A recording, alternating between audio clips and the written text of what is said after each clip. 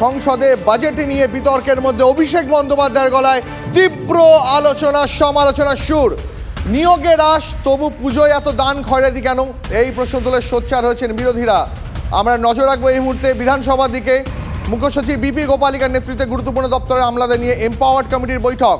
সূত্রের খবর, সেখানেই বার্তা দেওয়া হয় স্বাস্থ্য, পূর্ত, পুলিশ সহ বিভিন্ন সরকারি দপ্তরে প্রয়োজন ছাড়া নতুন করে নিয়োগ নয়, নতুন করে কোনো সরকারি ভবন তৈরি করা হবে না। বৈঠকে বলা হয় বিভিন্ন দপ্তরে যে সংখ্যক নিয়োগ দরকার সেই তালিকা পেশ করতে হবে। একান্ত প্রয়োজন হলে তালিকা থেকে 50% নিয়োগ করা যেতে পারে, তার বেশি নয়। কোষাগারে এত টান, তাহলে পুজোয় 43,000-এর বেশি ক্লাবকে 85,000 করে অনুদান কি করে? 365 কোটি টাকার অনুদান, এখন টাকা আসছে কোথা থেকে, প্রশ্ন বিরোধীদের।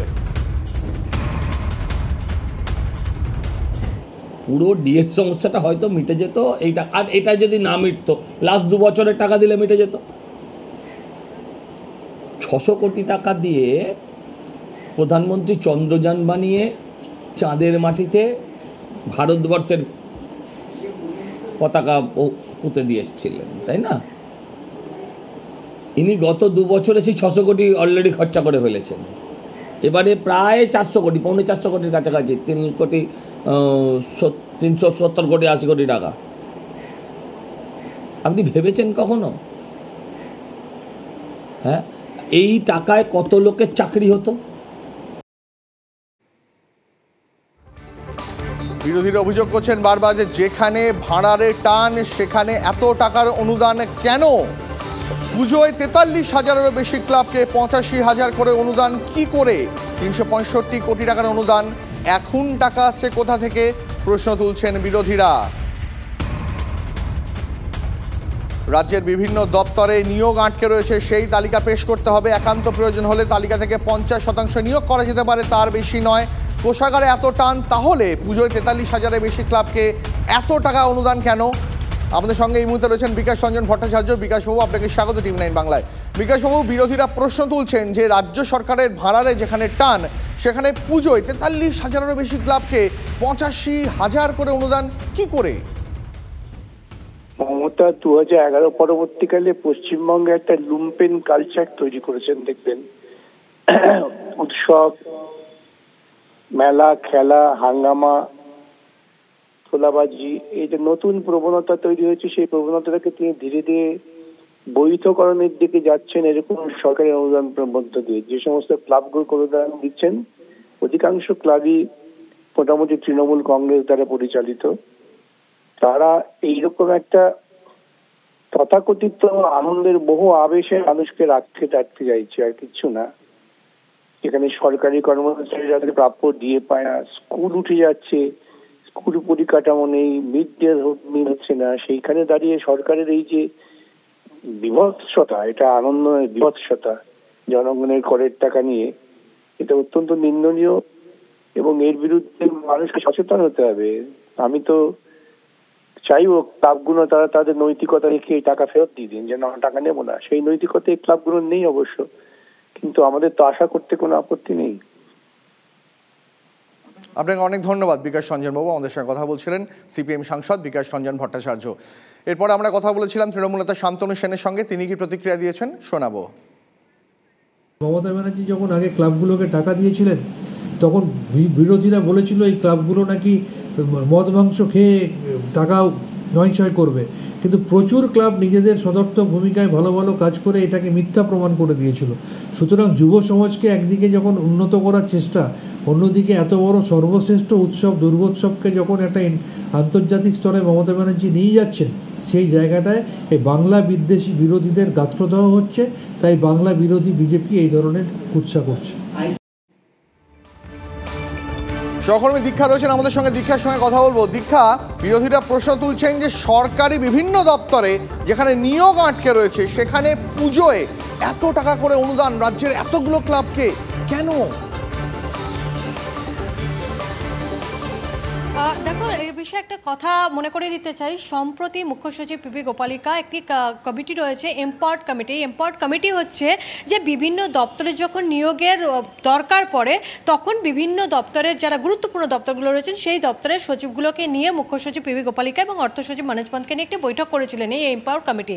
সেখানে যে বিভিন্ন দপ্তরের কাছ থেকে তালিকা এসেছিল সেখানে বলা হয়েছিল গুরুত্বপূর্ণ কিছু দপ্তর যেমন পূর্ত দপ্তর, স্বাস্থ্য বা পুলিশের ক্ষেত্রে নিয়োগ 50% অর্থাৎ 50%-এর বেশি কিন্তু নিয়োগ করা যাবে না, কারণ ভান্ডার এখন টান রয়েছে। পাশাপাশি এটাও মনে করা হয়েছিল যে মুখ্যমন্ত্রী একাধিক প্রকল্প চালু করেছেন, প্রশাসনিক প্রকল্প, সরকারি প্রকল্পগুলি চলছে, ফলে নিয়োগের ক্ষেত্রে কিন্তু একটা রাশ টানা হয়েছিল এবং সেই বৈঠকে বলা হয়েছিল যে খুব প্রয়োজন না হলে 50%-এর বেশি নিয়োগ করা যাবে না।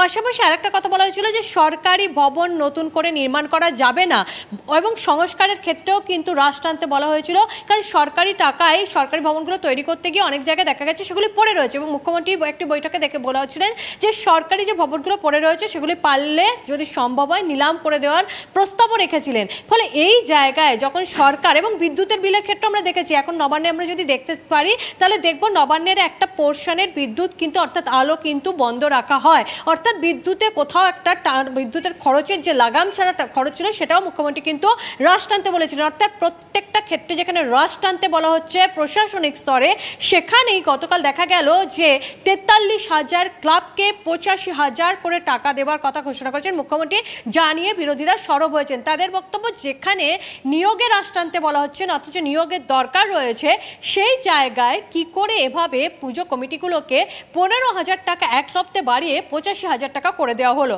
ফলে কোথাও না কোথাও একটা চাপা গুঞ্জন কিন্তু রয়েছেই। দীক্ষা, আপাতত তোমাকে ধন্যবাদ। পুজো নিয়মবিধি নিয়ে অতি সক্রিয়তার অভিযোগ। মুখ্যমন্ত্রী ঘোষণার 4 দিন আগেই থিম জানতে চেয়ে সন্তোষ মিত্র স্কোয়ারের পুজো কমিটিকে চিঠি পুলিশের। নিয়মের বেড়া চলে বাঁধতে রাজনৈতিক ষড়যন্ত্র তো পুজো কমিটির সাধারণ সম্পাদক সজল ঘোষের। এত কড়াকড়ি হলে পুজো বন্ধ করে দেবেন, ঘট পুজো করবেন, দাবি বিজেপি কাউন্সিলরের। মুখ্যমন্ত্রীর থিংস টুডে, হ্যাঁ, আর মুচিপাড়া থিংস 3 days ago, এখানে হাইকোর্টের নির্দিষ্ট গাইডলাইন আছে, শুনে রাখুন। মুখ্যমন্ত্রী বললেই তো আর হবে না। দোলনা যদি বিপজ্জনক হয় তাহলে লেবু তলাতে হবে, চেতলাতে হবে। শুধু আমি চিঠি পাবো কেন? ববি, বেবি যারা আছে তারাও পাবে। এমন তো নয় যে শুধু আমার পুজোয় ভিড় হয়, তাহলে বলে দিক শুধু আমার পুজোয় ভিড় হয়, বাকিদের ভিড় হয় না, তাহলে আমি মেনে নেব। একমাত্র লাস ভেগাস বা অল আর বোগাস, এটা বলে দিক। সজল ঘোষের বক্তব্য শোনালাম আপনাদের। গতকাল নেতাজি ইন্ডোরে পুজো উদ্যোক্তা এবং পুলিশের সঙ্গে পুজোর বৈঠক নিয়ে সেখানে মমতা বন্দ্যোপাধ্যায় কী প্রতিক্রিয়া জানিয়েছিলেন পুজো নিয়ে শোনাবো। কোন পুজোর কী থিম, এটা নিয়ে আমি রাজীবকেও বলবো, বিনীতকেও বলবো। জেলা ব্লক থেকে শুরু করে কলকাতার সব ক্লাবগুলো একটু দেখে নেওয়া। পুলিশকে আপনারা শেয়ার করুন আপনাদের কী করতে যাচ্ছেন নতুন করে। কারণ আমি দেখেছি কাগজে একটা সংবাদে কেউ নাকি 112 ফুটের একটা দুর্গাপুজো করছে। কেন? ইমাজিন এতে আপনার স্ট্যাম্পিড হয়ে যাবে, একবারও ভেবেছেন? শুধু ঠাকুর তৈরি করলে হয় না, শুধু আমি একটা চমক দিয়ে লাইটিংয়ের খেলা করলাম, লেজারের খেলা করলাম, আরে প্লেনের অ্যাক্সিডেন্ট হয়ে যেতে পারে, অন্য মানুষের ক্ষতি হতে পারে। স্ট্যাম্পিড যাতে না হয় ক্লাবগুলোকে এটার জন্য দায়িত্ব নিতে হবে। পুলিশ আপনার পাশে থাকবে, সর্বরকম সহযোগিতা করবে। ফোরাম ফর দুর্গোৎসব তারা কি জানিয়েছে এই বিষয়ে শোনাবো। পাশাপাশি শোনাবো চেতলা অগ্রণী কনভেনার, তিনি কি জানিয়েছেন। সন্তোষ মিত্র স্কোয়ার যে চিঠিটা পাওয়ার কথা আপনারা বলছেন, আমি যতটুকু শুনি একটা লেজার লাইট আগের বার করেছিল, এই লেজার লাইট নিয়ে একটা সমস্যা ওদের হয়তো হয়েছিল, তার জন্যই মনে হয় ওদের দিয়েছে। এটা তো সার্বিক চিত্র নয়, কোনো ইন্ডিভিজুয়াল কোনো পুজোর যদি কোনো সমস্যা হয় ইন্ডিভিজুয়াল থানা, লোকাল থানা তাদের সাথে কথা বলে নেয়। আমার কাছে এই মুহূর্তে কোনো খবর নেই। অন্য পুজো কমিটিগুলো আপনার মারফতই খবর পেলাম সন্তোষ মিত্র স্কোয়ার চিঠি পেয়েছে।